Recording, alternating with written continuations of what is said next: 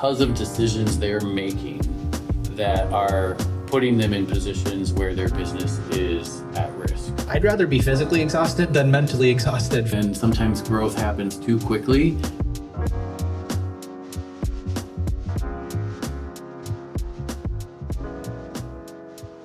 Hey guys, welcome to today's podcast. My name is Kyle Hackbarth and I'm here with Matt Becker.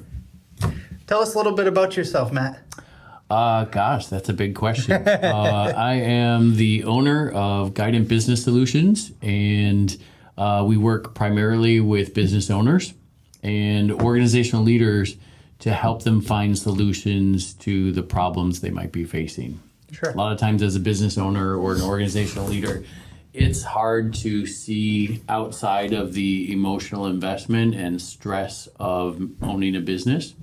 And it helps to have guidance with perspective. So our logo with Guidant Business Solutions is a lighthouse. And what we really strive to do is be a resource that comes alongside a business owner or organizational leader. Sure. To guide and serve them either into safe harbor from some stormy waters so that they can regain their footing. Or maybe that's to send them out to what their desired outcomes and experiences are for their business or organization and lead them in that way out to safety. Sure. What are some crazy stories? Like, what do you think the craziest one is that you've had to kind of help with or kind of guide people in that right direction? Yeah, that's a good question. I think that as someone who's navigated multiple careers in my life and moving into a more business-focused realm. Sure. I've come to understand the extent to which being a business owner is really a walk of faith. Whether you're a person of faith or not, sure. It requires an incredible amount of faith in whether that's yourself or what is outside of you, external to you.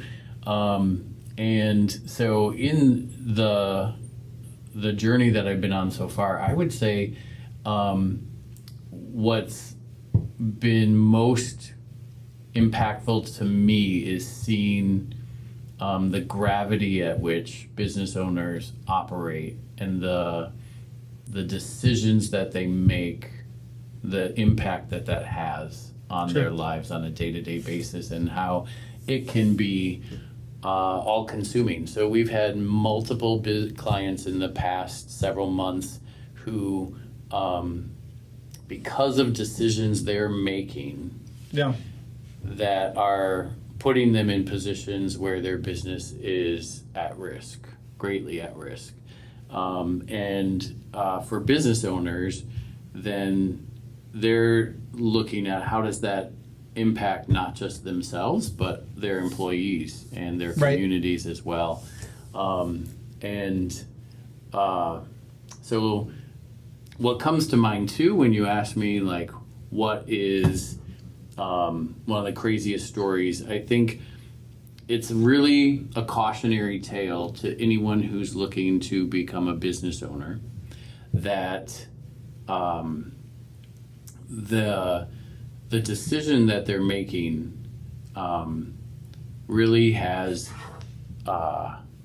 impact beyond just that moment, right? And there's a lot of factors that come into play that they have to think about and consider.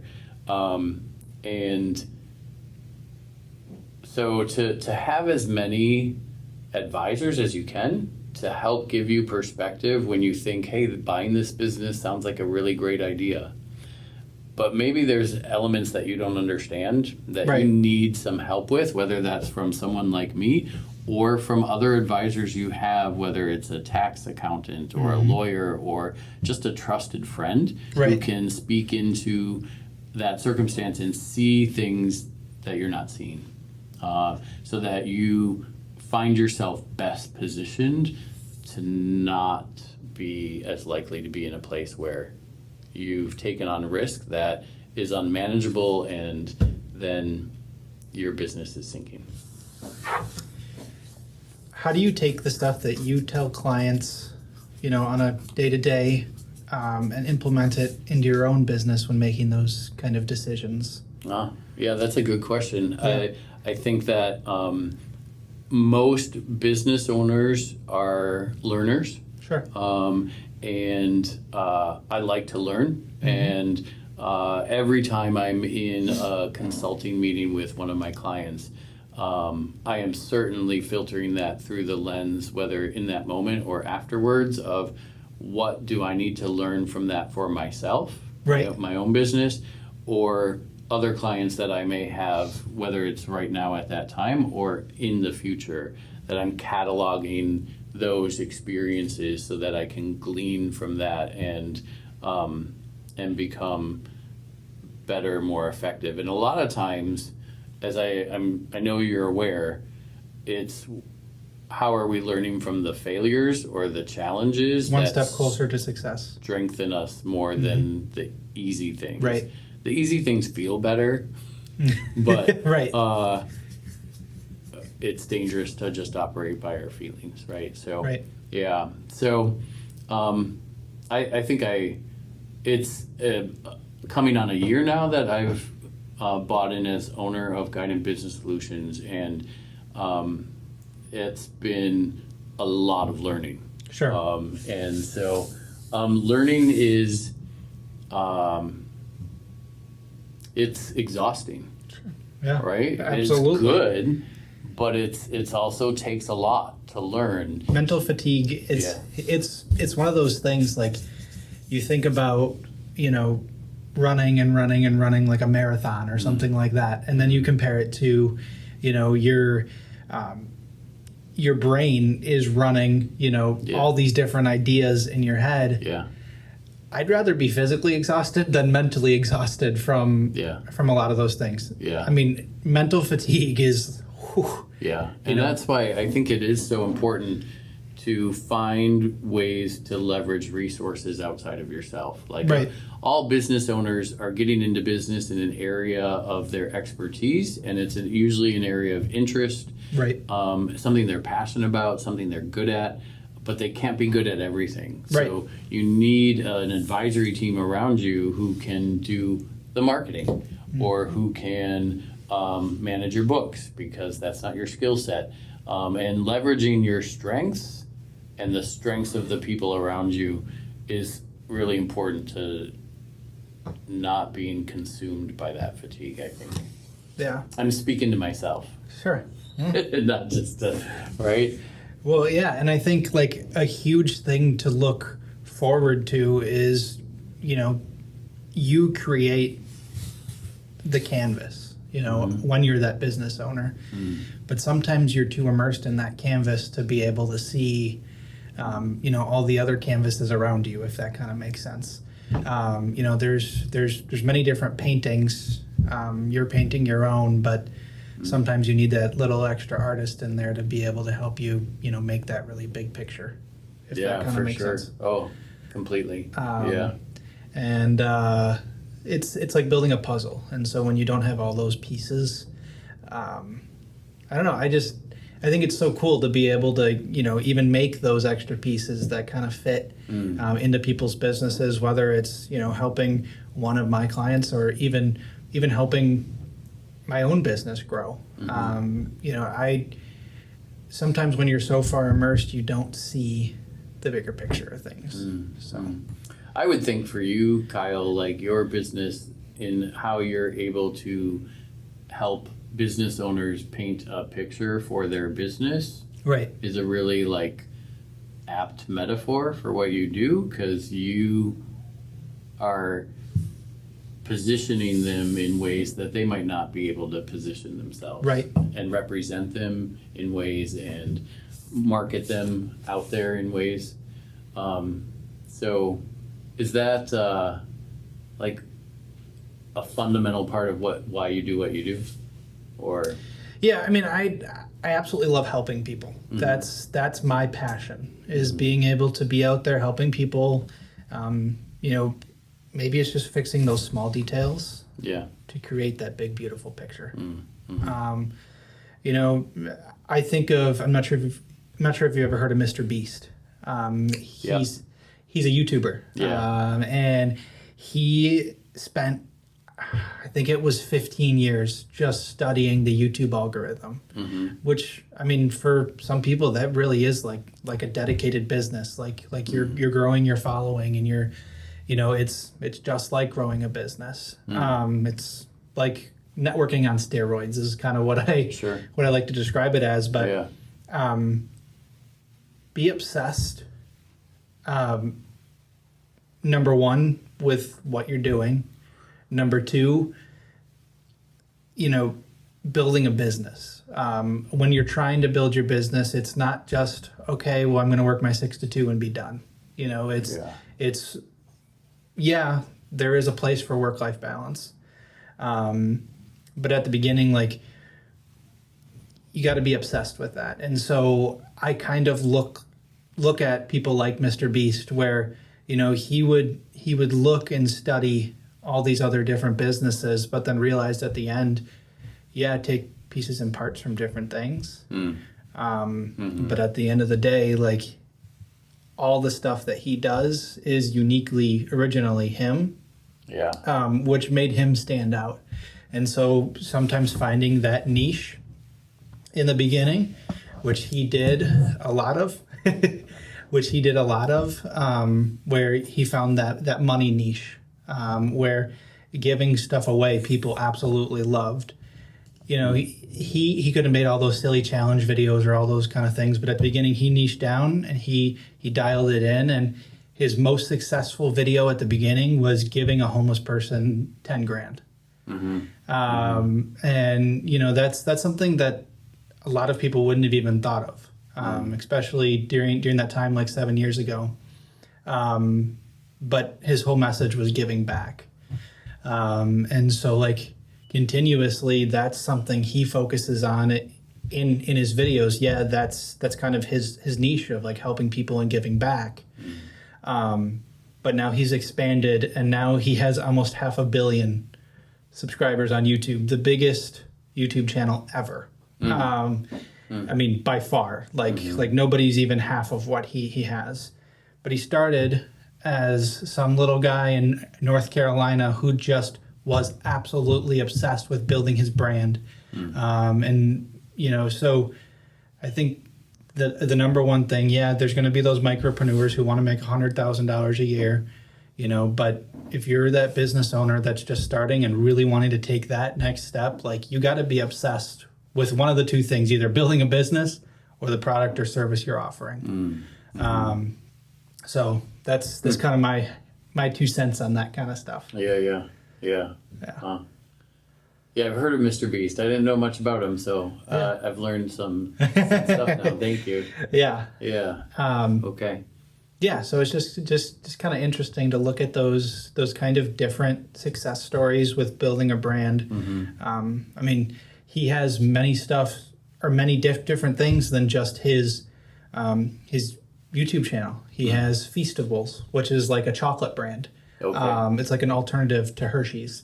And they really focus on the fact that, like, they don't want kids in Africa, like, slaving over like making chocolate or whatever like that. And so, like, their main focus is, like, giving a good tasting chocolate bar that, isn't based off of child labor. And so it's a cool thing, and a lot of people don't even know that about the brand. They just know, it's Mr. Beast, that's his chocolate bar. He has other brands like View Stats, which is basically an online metric platform to track people's metrics of, like, how they're growing on different things. And obviously he's a very analytical person, so he's, that just makes sense for him. Sure. Plenty other different brands like Lunchly. I think it's called Lunchly.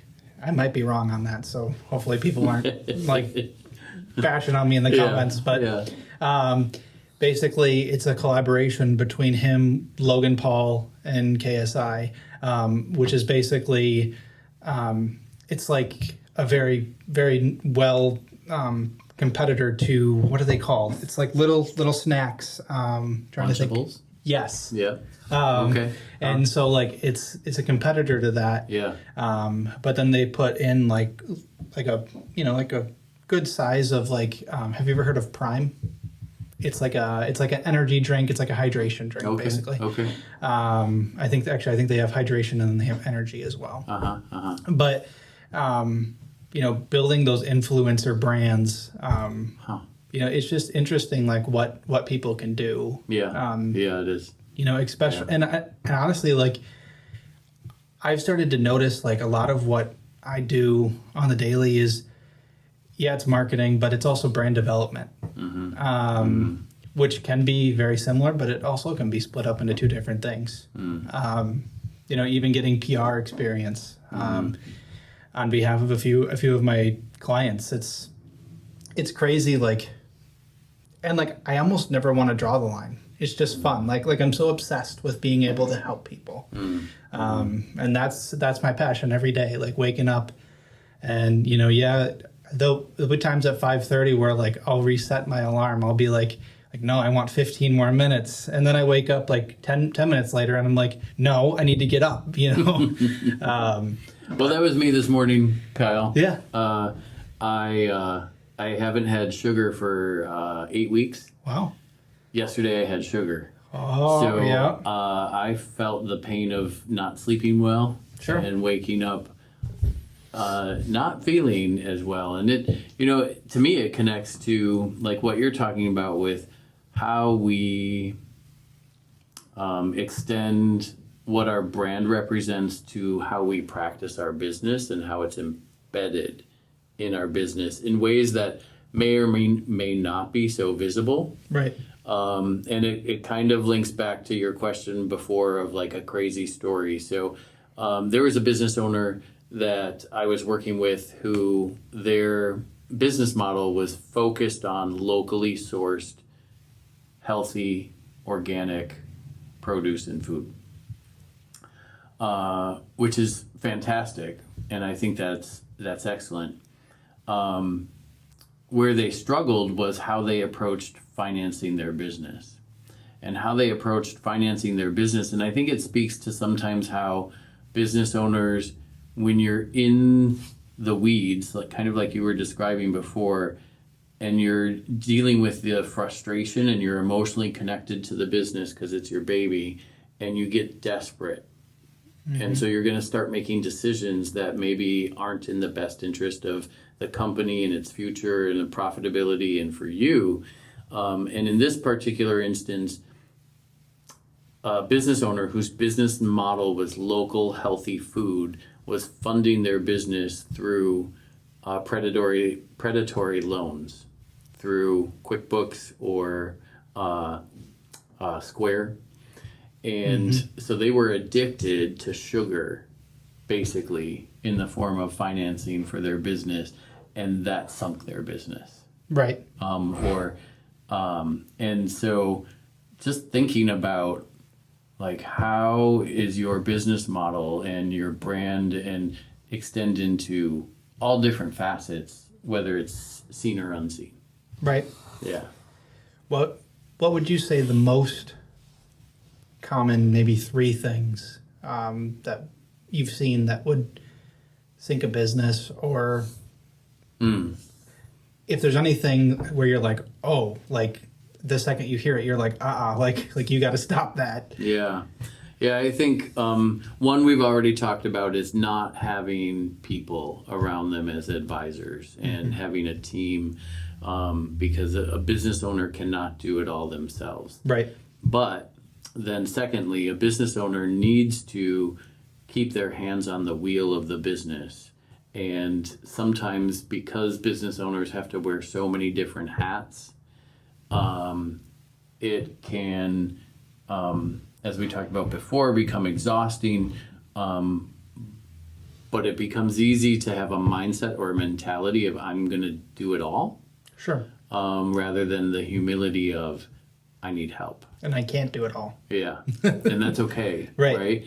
And so to ask for help and to have help, really important.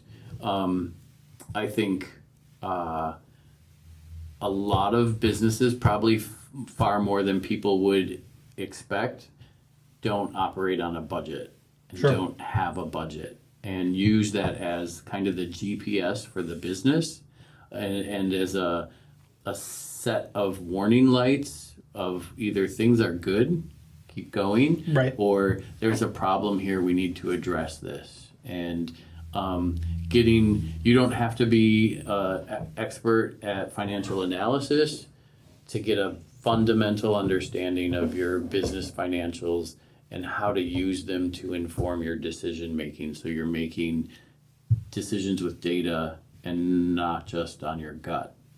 Sometimes gut decision making is good, right? So you don't want to throw that out, and you want to operate with both.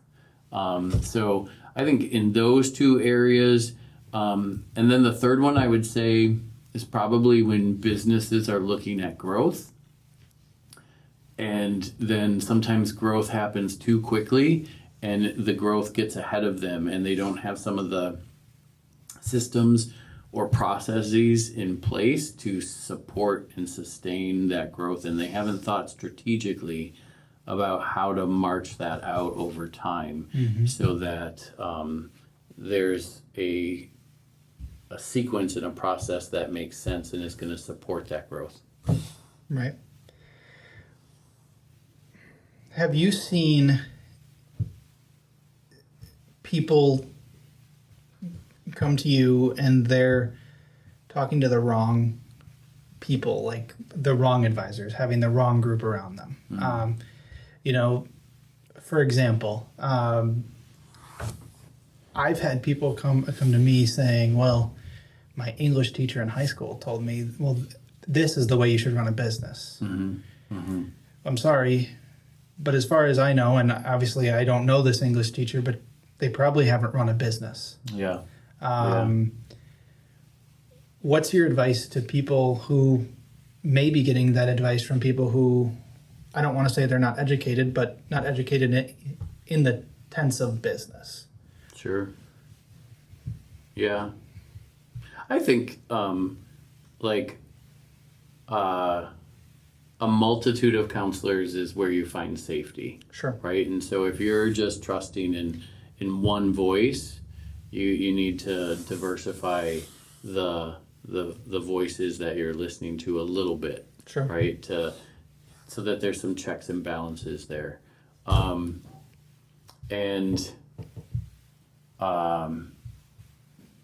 think that certainly people aren't providing advice out of ill will typically. Like, they want to help and they want to support that person. But really having some ways in which you are measuring what's being said to you against your own goals and objectives, desires for your business, and what your mission and your values are. And those, I think, are fundamental. Like, those should be at the foundation of how you're filtering the information you're receiving. Does it advance the mission of your business? And does it line up with the values that you're operating your business on? And then again, like I said before, having a multitude of voices that you're listening to and not just one out of isolation. Because even if I'm just listening to me, that's not good either. Right. Over time, right? Right. Like, I need other perspective. I think those would be key. Yeah. What do you say to the people who say,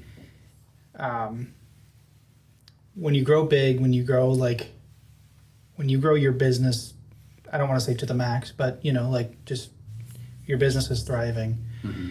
And a lot of people talk about, well, are you doing it ethically? Mm-hmm. But then a lot of business owners or CEOs will say, well, I set the ethics. Mm. What are your thoughts on that? And how would you kind of, if somebody came to you, whether it's a COO talking about their CEO or it's a CEO saying, well, I set the ethics, so is it okay to bend those ethics to make those business decisions because it's a business decision? Yeah. I think that's something I think you see a lot in the business world on Sure. either end of the spectrum, right? And I think that if we're thinking in that way about like ethics and I think the tendency in the world now is to say there's multiple right ways. Sure. But I think there's truth and there's not truth and there's absolute truth, and that that should be how I'm running my business. And again, I need multiple counselors to hold me accountable to that, because I'm the best at lying to myself. Sure. As opposed to other people. Like, I can lie to myself all the time, right? Not a really great thing to say, but we can all do it. Right. And so I need that multitude of counselors, not just for advice, but to hold me accountable to my standards and ethics. Now, if I think in business, my partner, and I appreciate when he says this, he talks about if you're chasing the money, then you may not get the outcomes that you're looking for, right? But if you're seeking to serve, as you do, Kyle, then you reap what you sow, right? I fully believe in that principle, and that it's like a universal law that you reap what you sow. And so if you're operating in a business and someone says, well, it's my ethics, or I set the ethics, that's relativistic. And that if I'm working with a client, that may be the decision they're making. I'm operating as a consultant, and so I'm going to give them my opinion or my advice, but ultimately they're going to make the decision they want to make, because I'm not someone who has equity in their business. I'm going to operate as though I do, but I'm going to give them that feedback or that perspective on what I think is true and right and good and beautiful. If you're familiar with classical education, they talk about the good, the true, and the beautiful, right? And what's good, what's true, and what's beautiful. And those operate to me as cornerstones of ethics. And where you get your ethics from, whether that, if it's not from, to me, something that's a lasting tradition, then it's really easy to let it change by circumstance, whether you intend to or not. So I think it's a challenge. Like I said before, I think it's something you see in the business community a lot on either ends of the spectrum. I think you see a lot of people who talk about being an ethical company or a servant leader culture, but I don't know if we fully know how to do that well. Right. Have you heard of the concept the third door? No. So I get to learn more. So the concept of the third door is, if you can't get in the front door, can't get in the back door, and there's no other door, well, then you make your third door. So like, I think about it a lot in business of like, a lot of people tell me, well, you can't do that, or you can't do that. You know, these are the two ways, you know, like, if you want to grow a business, you either got to have money or you got to be famous. Okay, well, I'm neither one of those, you know. I graduated college two years ago, and I'm not famous. So, you know, but I still was able to, and I'm by no way saying I've made it as a business owner, but, you know, I've still been able to grow a business without, you know, one of those two. I found a third door, you know. So my third door currently, and there's been many third doors that I've used throughout my life, not just with business, but, you know, it's finding a way. And if you can't find a door, find a window, you know. But the current door I'm using is anywhere you can look that, you know, somebody would need something for marketing, you know, at a gas station where somebody's putting up business cards. Okay, well, why are they putting up business cards? Because they want to grow their business. Yeah, right. You know, why is somebody at a convention? Mm-hmm. Because they want to grow their business. Mm-hmm. Why is somebody at a networking event? Because they want to grow their business. Mm-hmm. You know, so being at every single one of those things, you know, or for example, one of my clients, they want more of their people who come in to follow their social media. Mm-hmm. Okay, well, they're having trouble having their staff, you know, ask everybody to follow their social, which number one is a different conversation that no, you need to ask. Like, there's nothing about that. But where do people go on their phones a lot that they like to talk not a lot about? In the bathroom. Okay, if you're sitting in the stall, right, and you look up, and it says follow us on social media with a little QR code, you know, like, that's really the only thing you're probably thinking about in the bathroom after you see that is, I wonder what they have on social media. You know, what are you usually doing when you're on the toilet in the bathroom? Scrolling on your phone. And so, I mean, there's a lot of people who won't admit to that, but at some point, everybody does it, whether they're checking a text message or whatever like that. Sure. So that's their third door of, you know, how are they going to be outside a lot of the typical places in the area. It's a captive audience. Absolutely. Okay. So the third door, I like that. Yeah, and so, I mean, I've always kind of had the mentality, and my mom is the same exact way as me, is I'm not going to let somebody tell me no. You know, like this is going to happen. You know, I will run a business that will be successful, and nothing's going to stop me. You know, I'm going to do it, or I'm going to die trying. Yeah. So do you think, Kyle, that that's you? Yeah. That's your personality. Absolutely. And then there are people who aren't. So Sure. Are there people who are business owners and people who aren't wired to be business owners? I think so. Yeah. I think some people would thrive better as an entrepreneur.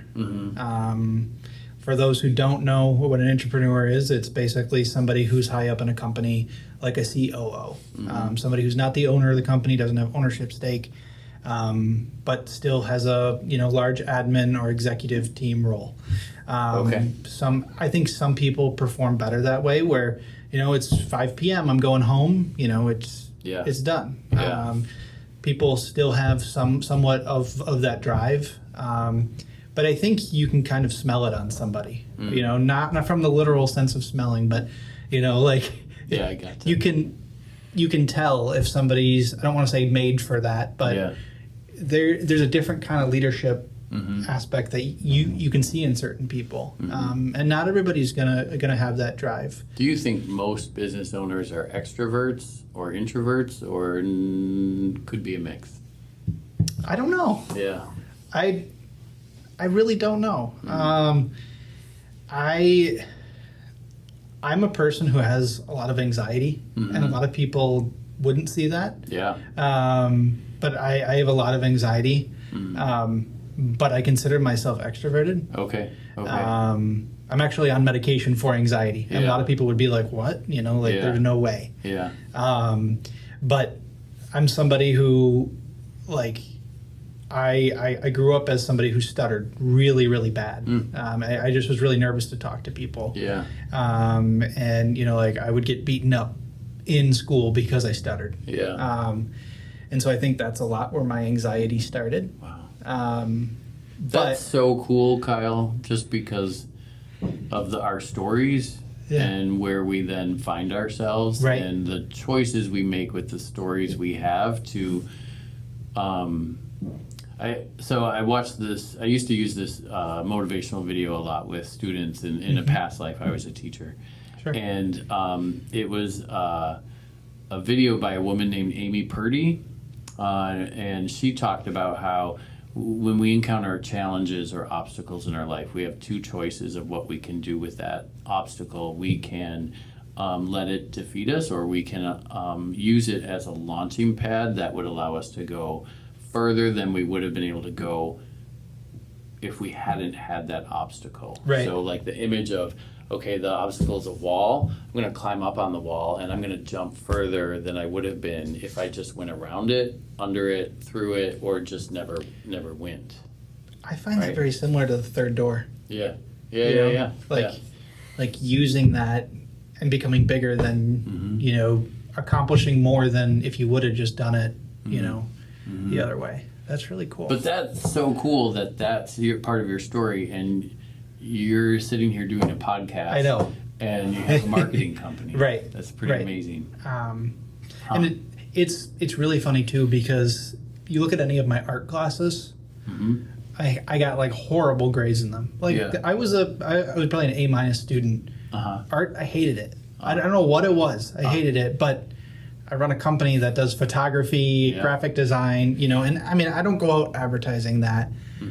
I more go out of how can we help people show their clients about their business. I heavily subscribe to the idea of, don't sell the perks of the vacation, sell how they feel at the vacation. And so I really try to help every single client I work with, sell, and I hate the word sell, educate, educate how people would feel on that vacation. So if you're selling a service, how does somebody's, for example, in your business, how does somebody's business look like after working with you? Showing those success stories, and that's really important to look at those testimonials. Matt helped me do this, or I went from this to this, or in my case, I went from getting 8 orders a month to 50 orders a month, or whatever. Kind of looking at those individual things of that's how somebody felt after. And I think people are very emotional people. Even men. I know a lot of people say, well, men aren't very, emotion filled. Character hiring versus skills hiring. That's a good question. I think first and foremost, I do think my priority, if I were making the decision, is to hire for character and to hire for values. Yes, I have that list of skills that an employee needs to do the job that's outlined on a job description, right? But I'm entering into what hopefully will be a long-term relationship with an employee. It's a huge investment for an employer of time, money, effort. Right. And they're going to represent your company in one way or another. And so I think it's really critical that they are well aligned as best as possible with the values that you center your company on. And that's really nice to say, but discerning that and ensuring that sometimes is a different thing, because again, we all have different skill sets. Right. And so some people are good at reading people. Some people aren't as good as reading people. Some people have what I would call the gift of discernment. Some people have less of that gifting of discernment. And sometimes employers or organizational leader might find themselves in a painful situation because they need people. And when we're in pain, we don't make decisions as well as when we're not in pain. Make them off of emotion. Yeah. Yep. So we're going to make a decision to get away from pain and to relieve that pain. And sometimes, well-intended, that just ends up creating, in the long run, more pain. Yeah. And so to be very thoughtful and have a deliberate process of how you're hiring, and to think about how you attract employees, like what's your company reputation and how is that represented in the community, and how do you connect with people, and how do you show people that they matter, and how do you represent your values and your mission out to the people. And then what are you doing in recruiting? Like, where are you fishing, and what kind of people are you expecting to get out of a certain pond, right? And then looking at that interview process and looking at it beyond a traditional set of interview questions and think, what's your desired outcome? And what's the best way to get that desired outcome? Whether that's a performance interview or a team interview, so you're getting multiple perspective. And your questions should be tailored to the kind of culture you're wanting to create. And you're not just going to ask, are you an honest person? Because everyone's going to say, yeah, I'm an honest person, right? But you have to have some ways to dig at that, and whether that's through scenarios or role play questions, whatever it is. But especially in today's job market, where there's a lot of competition for fewer jobs. Like, I think the jobs report just came out on Friday. Not a very good report from what I remember. And so as an employer, to be making decisions that are going to result in sustainability, longevity, is in your best interest. And then in the near term, are there other ways that you can deal with that pain? Maybe you're hiring a temp to hire, or some other intern apprenticeship program to alleviate some of that pain while you find the right fit. Right. Yeah. What are your thoughts on employees acting like owners?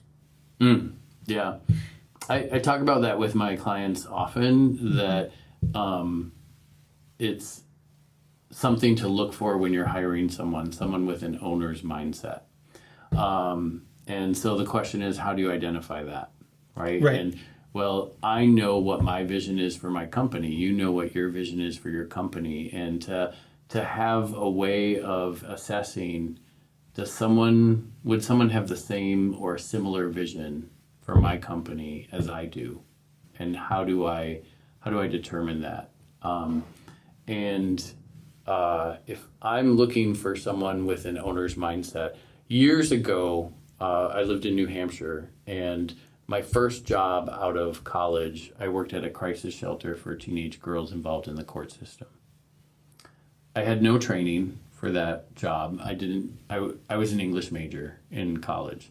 And I grew up with 4 brothers, so I had no life training for how to work with girls who were in much less if they were in crisis. Right.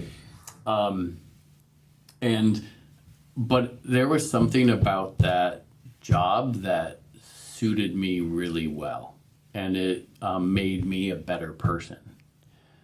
And through that process, eventually I became the principal of the school program in the entire program. And I hired a math teacher to come and work there. Phenomenal math teacher, best math teacher I ever encountered. And I was good at math in school. But she could teach people who hated math to not hate it as much and to find some confidence in it. Right.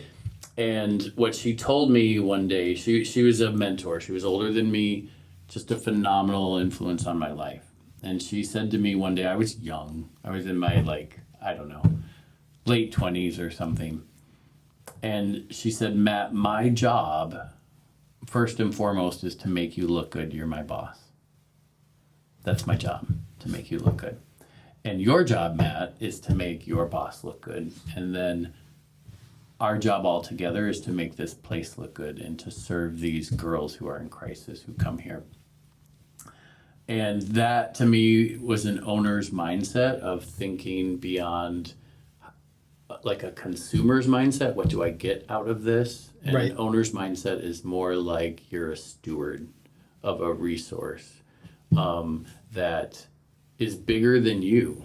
Another thing my partner often says is, if you are a business owner, whenever you have a business meeting, there should be an empty chair at the table, and that represents the business.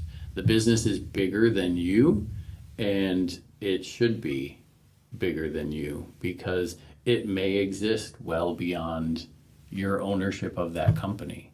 Right. And maybe that's a desirable quality that you want, right? maybe not. Maybe that's not part of your goals. Like, you're just going to, like, you know, but having that, like, legacy building mindset, Right. owner's mindset, is that kind of what you were getting at? Absolutely. Yeah. Yeah. That was awesome. Why? Tell me what sparked that question. Yeah. Well, I am part of a chamber of commerce in the area. And I'm pretty good friends with the president of that chamber. Him and I just talk business a lot. Yeah. But my other question, I guess, too, which was kind of something I wanted to get at too, is the aspect of, should every employee have that ownership mindset, and what's taking it too far? You know, because a lot of people have that okay, well, could it ever get to the point where somebody has that power trip of you know, yeah, my boss is expecting me to do this, you know, what's too far? And how do you determine that? And maybe it's different for every company, I guess, but yeah. I think that's an interesting perspective, because I think it could, depending on the personality of the person and the degree to which they're taking ownership, there could be a boundary crossed, Right. or stepping over a line, right? So I'll tell you a quick story that's not a good example. Well, it illustrates the point well. sure. But when I was in college, I went to a college that was far beyond my family's means to pay for. So we had a lot of financial need-based financial aid.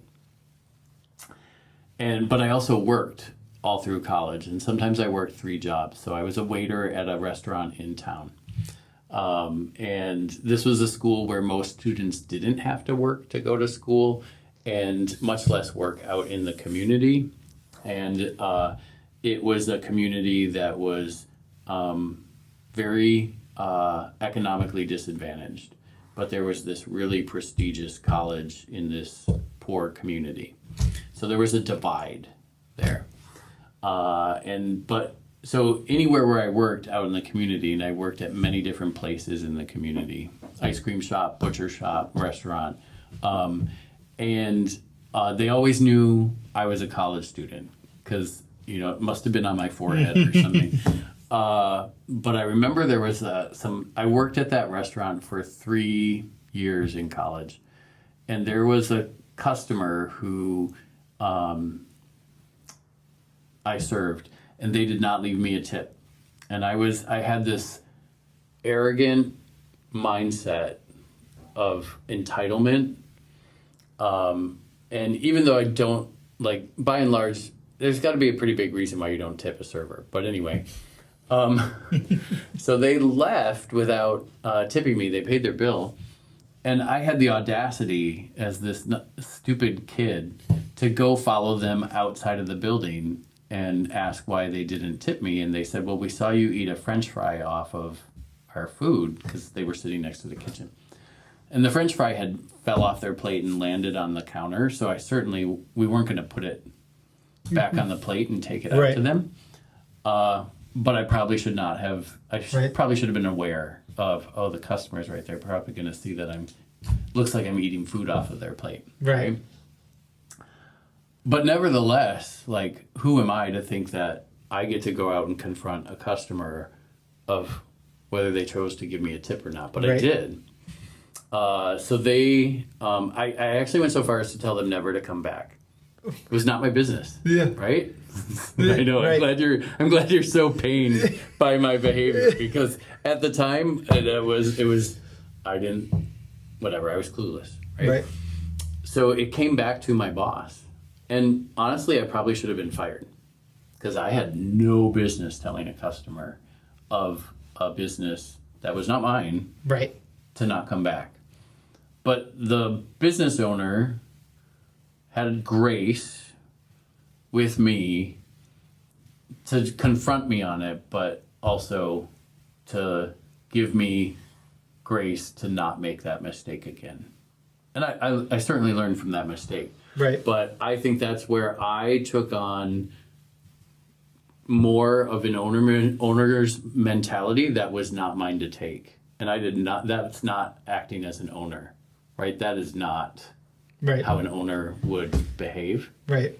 So it was misguided, and it was driven by emotion and revenge and justice and all these misguided ideas, right? Yeah. It's supposed to be a short story. That's okay. Oh, good. Well, I want to thank you for coming on the podcast today. Thank you. This was a lot of fun. Yeah. I appreciate it. So, all right, guys, thank you for watching today's podcast. If you liked it, please subscribe, and we'll see you next time.